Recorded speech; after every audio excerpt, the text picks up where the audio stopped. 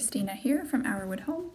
In today's video I'll be showing you a brief tutorial for how to make a really simple cloth pad. So this is a style that I use. It's very simple and quick to make, so let's get started. What you'll need to make this is a template pad, either one that you already have from the store, or you could just freehand draw one. You'll also need some lining fabric, which is the pink fleece that I'm using, an outer fabric, which is just some scrap flannel I have, straight pins, and scissors. You could also use something to mark the fabric, like a chalk pen or pencil or something like that. The template that I'm using is a cloth pad I already made, but you can use as I said, just a store-bought one, or you can freehand draw the shape that you'd like. So what I'm doing is just tracing that onto the outer fabric that I'll be using. You can use pretty much anything that you would think is comfortable. I'm using just some flannel that I had left over from another project, but I've also used cotton, old pajamas, old t-shirts, anything like that really. You don't want to use something that's too stretchy, like a t-shirt or leggings or something, because that could make it a bit more difficult to sew, but you can test it out if you'd like, if that's all you have. I've definitely made some from that fabric, no problem. So you can see there the rough shape that I'm going to be using. I've traced that onto my lining fabric and I'll cut that out. Next, I'll be pinning this fabric onto the pink fabric that I'm using as my inner pieces, and just tracing that and cutting that out as well. So there's some different fabrics you could use as your inner material. You can use fleece like I'm using here. This is actually an old blanket. I've also used pieces of felt. I've used, what else have I used? I've used old towels, like bath towels or hand towels. I've also used micro fleece clothing that's past its prime, really anything that's going to be absorbent. So what I'm doing here is folding the outer fabric onto itself lengthways, just to make sure that it's even. So I'm just going to trim any spots that aren't even. This is an optional step. If it doesn't matter to you, if it's not perfectly symmetrical, you can feel free to skip this.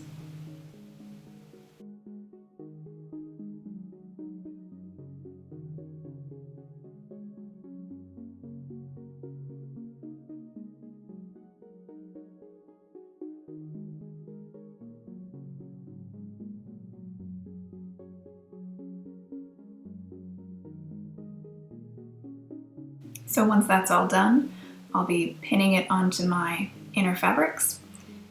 So this is going to be a medium absorbency pad, so I'm using 3 layers of fleece. Honestly, there's no magic formula for how much to use. It really depends on each person, your comfort level, that kind of thing. If you have more questions about figuring out how much fabric to use, don't hesitate to contact me, and I'll do my best to help you out. But as I said, I'm just using 3 layers of fleece here. I'm going to be cutting it out with fabric scissors, which I suggest you use as well, because craft scissors or paper scissors don't really work all that well. But if you have a rotary cutter, that'll work just fine.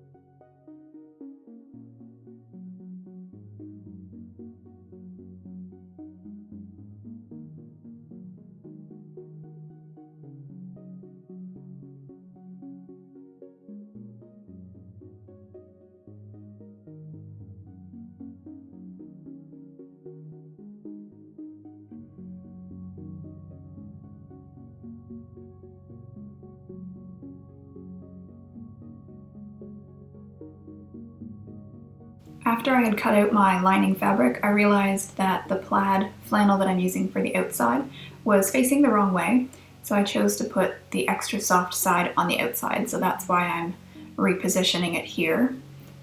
I don't think it matters either way, but this is just a personal preference. I'm also going to be just trimming around all of these layers, making sure that they're as close to even as possible. Next, I'll be using my sewing machine. If you don't have a sewing machine, you can definitely do this step by hand. I've done that before. It just takes a little bit longer, but it does create a nice finished product, and they do last fairly long as well, even though they're not machine stitched.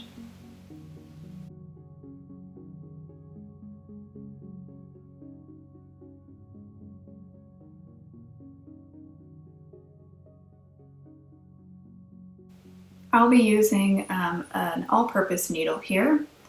You should use something that's either all-purpose or for heavier fabrics because there's a lot of fabric to get through.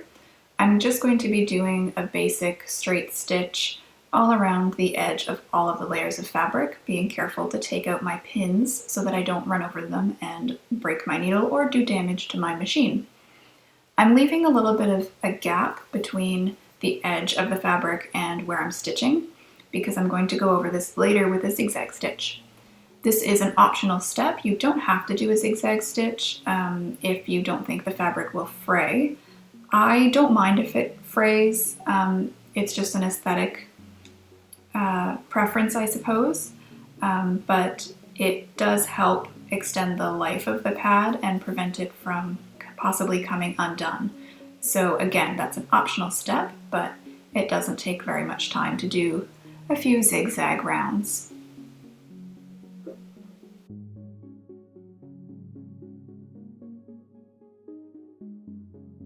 So I've gone all the way around through all the layers, but I have missed a couple spots there.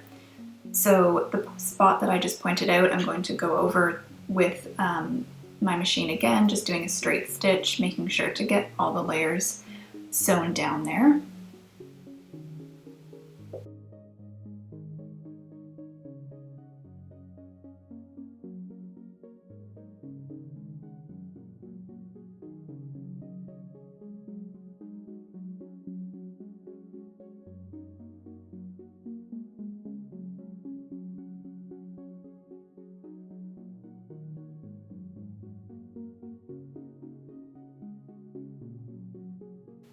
Once it's all sewn down, if there's any pieces that are a little bit uneven, you can go ahead and trim those down. It'll just be a little bit easier if you decide to do the zigzag stitch over top of all of it. If it doesn't bother you, or if you don't plan to do a zigzag stitch, you can feel free to skip this step and your pad will be complete, ready for use whenever you need it. But if you would like to do a zigzag stitch, I recommend just taking a couple seconds to do a quick trim all the way around, just evening out those layers a bit.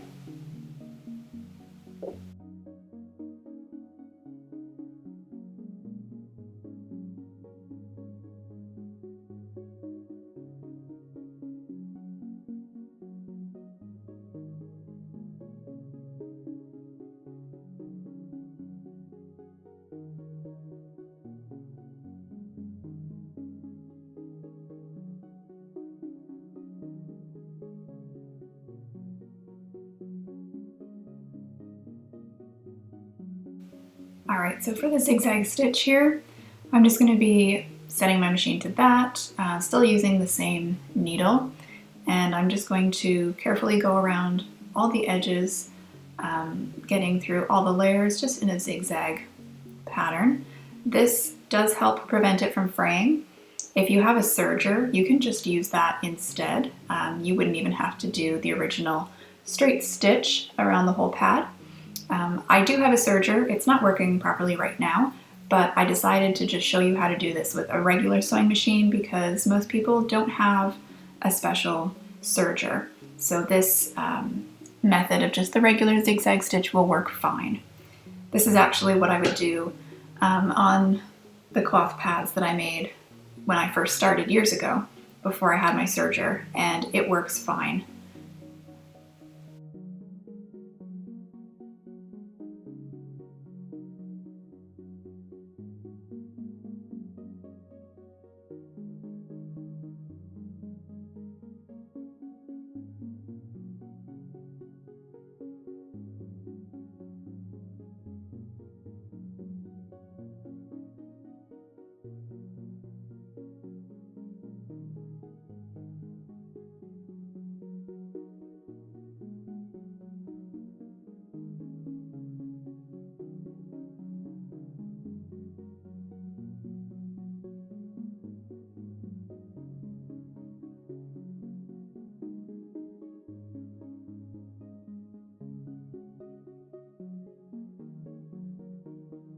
Once the zigzag stitches are finished, I'm just going to take my little scissors and cut off any loose threads here. I did decide to do 2 rounds of zigzag stitch just to make it extra secure, but you could definitely just do 1 and call it done. And if that's the way you choose to go, then your pad is finished and you can start using it when you're ready. But as I said, I'm choosing to do just 2 rounds, of zigzag stitch just to make it a bit more secure and finished. If you wanted to, you could also do another layer on the back of the pad so that it's a little bit more finished looking so that you can't see the liner fabric. It doesn't bother me either way, so I just chose to leave it. But it is very easy just to add another layer there and just do the same process as if you were sewing through all of them. I also decided to make this video in real time, so I didn't fast forward anything. I did cut some parts, like when I had to rethread my machine and that kind of thing, but this takes less than 15 minutes from start to finish, so it's not very long. It's fairly easy to do, I believe, so hopefully this encourages you to make your own cloth pads if you so choose. I do have a video here on YouTube where I talk about how to hand wash cloth pads, so I'll link that in the cards up above, but you can definitely wash these in the machine. Of course, that depends on the fabric that you use. You'll want to make sure that it's pre-washed and pre-shrunk before you start cutting, and then it should be fine to go in the washer and the dryer. Just do not use any fabric softener on your pads because, believe it or not, that affects the absorbency of any fabric, and that defeats the purpose of a cloth pad, right? But they're very easy to care for overall, and I've enjoyed using them. I do sell them in my Etsy shop, which is linked in the description of this and every video. This is not the exact style that I sell because I prefer the ones I sell to be a bit more finished and neat, but I personally use this style that I'm showing you in this video, and I think it's just as effective. It just doesn't look as professional, I guess, as the ones I sell in my shop. I hope that you enjoy this video and find it helpful. If you have any questions regarding how to make the pads or fabrics to choose, or even more details about figuring out how to wash them, or even how much inner fabric you should be using, don't hesitate to get in touch with me. You can reach me here in the comment section or on any of my social medias, or also through my blog. If you enjoyed this video, please consider giving it a thumbs up and subscribing for more content like this. I'll be doing a series of posts for the next little while where I attempt to teach you some skills that I have. So if you have any suggestions for those, leave them in the comments. Thanks for watching.